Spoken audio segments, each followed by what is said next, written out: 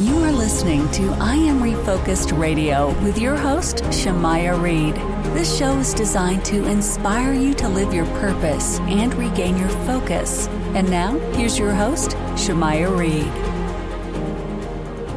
Hey, welcome to I Am Refocused Radio, man. We are here once again. Today, we have another show lined up for y'all. We have an exciting show today. We're talking to Rick Leventhal. He is a legend, if I can say that, man. He worked his way up to being top at Fox News, but he had amazing 10 years of experience at local affiliates. He has a new book, Chasing Catastrophe.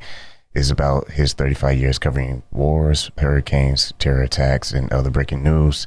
It's so many things I can talk about, but I only had limited time to talk to you, Rick. First and foremost, how you doing, man? I'm good, Shemai. Thank you very much. It's an honor and a privilege to be here with you. I'm very proud of this book.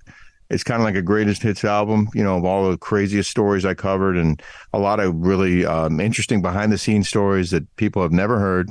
And I'm proud of it. The reason I was able to write it in part is because I saved all of my reporter notebooks for 35 years. And my wife was going nuts because, I was taking up all this room with all these notebooks. But without them, I would have had a lot of holes in my memory. But because I had them, I had the detailed notes, old scripts and live shots and conversations and observations I made on those days decades ago.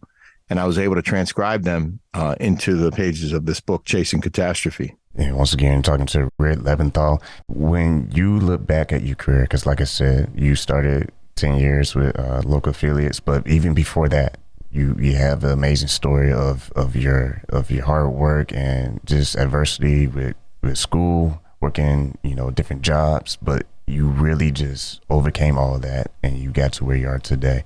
Can you touch on that a little bit for the audience? Yeah, I mean, I hope that this can help people because we all get lost from time to time. And I was a mess when I was a teenager and a young adult. I dropped out of college twice. I had a GPA of 0.27, and I was hanging and finishing sheetrock for a couple years. I worked in bars as a doorman. Anyone can achieve almost anything if they're dedicated to it and put their mind to it. And I hope that my story can help inspire others to chase those dreams and to maybe live their best life. And when you talk about in the book some of the major stories that you were able to cover in your career, I mean, 9/11, that was just, from your perspective, that was just amazing details from you, and you being able to talk to people like on the fly and take us back to those moments. What was it like going all in as far as doing your job, but also doing it flawlessly as far as like getting the most important stories of that time in that space? You raise a really important point, Shemaya, because that was by far the most challenging assignment I ever had. Being at the base of the towers, being just a couple blocks away when they started to fall to the ground, and then being out there once the smoke cleared, standing in that moon dust that covered everything, and trying to decide who can I talk to? Because normally you're out there with a camera and a microphone. Everybody wants to do an interview. Most people are like, put me on TV. Not on 9/11, okay? People were shaken. They'd just been through the absolute most traumatic, worst experience of their lives. And I felt awful stopping them in the street or trying to ask them questions.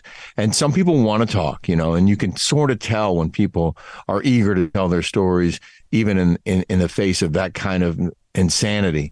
But, there were others who were just, you could see they were in shock.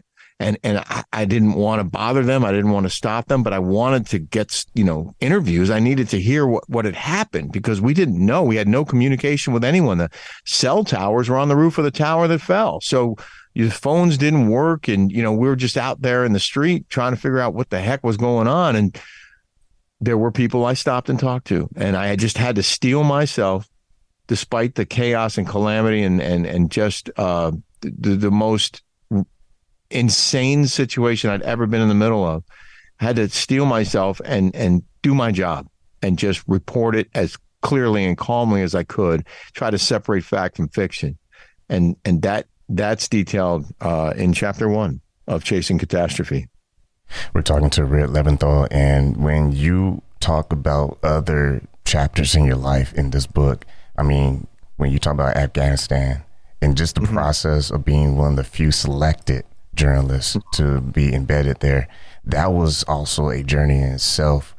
Were you at times just keeping yourself reminded that you had to kind of get through the process? What was going through your mind as you were going through these different spots in your journey? I had my hand up to go to Afghanistan right after 9/11 because I was mad, and I couldn't fight, but I could cover the guys doing the fighting, the men and women who were serving our country by going over there. So I put my hand up and they picked me, and I went to Afghanistan, and I went back several times, and I went to Iraq in 2003 and went back there several times, because to me, it was the epitome of reporting was war reporting, and being able to tell their stories, I thought was really, really important. And it was also, really dangerous. But I did have a lot of Marines at my back, and we drove into a firefight, which is detailed in the book, that went on for 45 minutes. The entire battalion came in under attack. And, that was one of those times when I thought, I might die. But you don't know if an RPG is going to come out of nowhere and strike your vehicle and blow you up. It could have happened.